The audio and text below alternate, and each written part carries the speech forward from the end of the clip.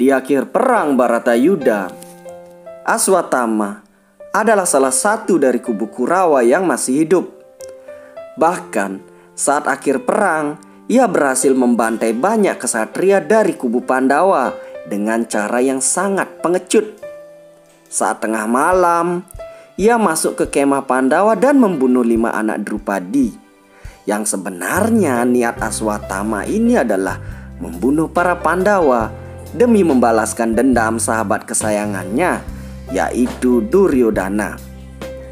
Namun, kala itu para Pandawa sedang mempersiapkan diri untuk menyambut kemenangannya, dan malam itu bergegas menuju pasukan musuh yang akan menyerahkan senjatanya dan mengharuskan sang Ratu Drupadi harus ikut. Selain itu, Aswatthama juga berhasil membunuh Drestajumna, Srikandi, dan beberapa jenderal lain. Nah, untuk si Drestajumna ini dibunuh saat mencoba menghentikan Aswatthama sebelum membunuh anak Drupadi. Pandawa sangat muak dengan cara curang Aswatthama. Mereka lalu mencarinya. Maka terjadi adu mulut antara Aswatthama dan Bima. Aswatthama bangga walaupun gagal membunuh Pandawa. Namun, setidaknya semua keturunan Pandawa musnah. Lalu Bima murka dan membalas celotehan Aswatthama bahwasannya Aswatthama mampu menghancurkan semua keturunan Pandawa tidaklah benar. Tuhan telah berkehendak lain karena masih ada keturunan Pandawa di rahim Utari yang merupakan anak dari Abhimanyu. Lalu Aswatthama tak puas. Akhirnya Aswatthama bertarung dengan Arjuna. Aswatthama menggunakan senjata pamungkasnya yakni Brahmastra untuk menghadapinya. Nah, sedangkan Arjuna juga mengeluarkan ajian yang sama dengan harapan Brahmastranya mampu mengalahkan Brahmastra milik Aswatthama karena sudah tidak ada pilihan lain lagi. Nah, senjata ini sangat mengerikan dan bisa menghancurkan dunia apabila saling bertemu.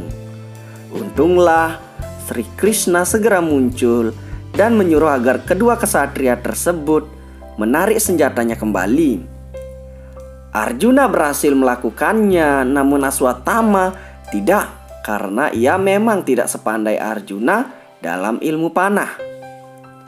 Kemudian Aswatthama diberi pilihan agar senjatanya diarahkan ke target lain untuk dihancurkan. Maka dengan rasa dendam, Aswatthama mengarahkan senjatanya menuju rahim Utari, istri Abhimanyu dan menantu Arjuna, yang sedang mengandung janin Parikesit. Beruntung, karena pertolongan Sri Krishna, janin Parikesit dapat dihidupkan kembali. Tindakan Aswatthama mengarahkan senjata Brahmastra ke janin Parikesit membuat Krishna murka. Ia kemudian mengutuk Aswatthama agar menderita kusta dan membara di bumi sampai akhir zaman Kali Yuga. Sebelumnya, Sri Krishna sudah mencopot batu permata yang ada di dahinya. Kita ketahui bahwa batu permata tersebut membuatnya tidak takut terhadap segala senjata, penyakit, atau rasa lapar. Juga membuatnya tak takut terhadap para dewa, raksasa, detya, dan naga. Setelah permatanya dilepaskan, keluar darah berbau tak sedap yang tidak akan pernah berhenti mengalir sampai akhir zaman Kali Yuga. Nah, mengenai bau ini tidak lain adalah akibat kutukan dari ayahnya, yaitu Drona. Dulu, sewaktu tragedi Srikandi, Drona pernah mengutuk Aswatthama. Ia bilang, semoga kelak badanmu menjadi bau.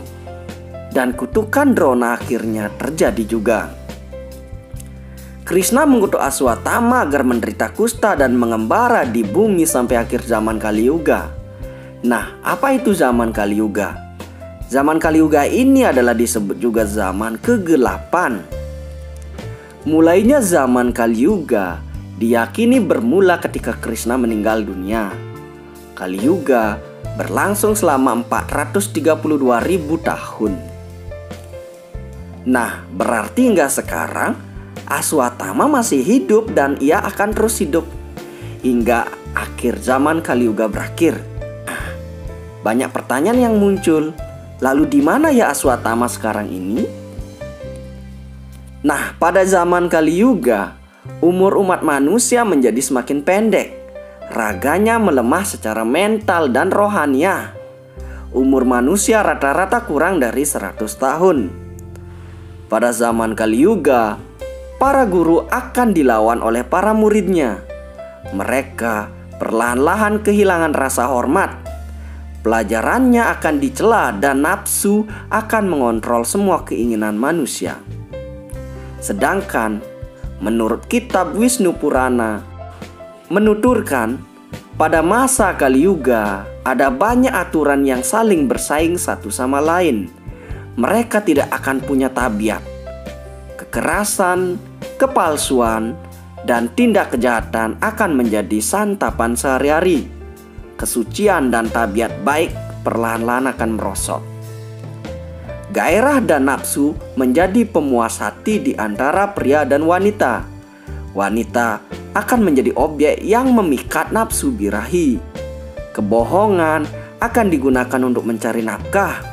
Orang-orang terpelajar kelihatan lucu dan aneh. Hanya orang-orang kaya yang akan berkuasa. Nah, jika kita pikir, ciri-ciri tersebut persis seperti masa sekarang ini, bukan? Jadi, rekan-rekan semua sebenarnya sudah bisa menyimpulkan sendiri ya, di mana Aswatama di zaman sekarang ini berada. Nah, sekilas tentang Aswatama. Aswatama adalah salah satu tokoh dalam Mahabharata. Ia adalah anak dari guru Drona dan Kripi. Aswatama merupakan kawan satu perguruan dengan Pandawa dan Kurawa. Berbeda dengan ayahnya, Aswatama memiliki sifat yang haus akan materi. Ia mendambakan kekayaan. Dan dalam perang Bharatayuddha, ia memihak Kurawa. Aswatama adalah salah satu dari pihak Kurawa yang masih hidup pasca perang selain Kripa dan Kertawarma.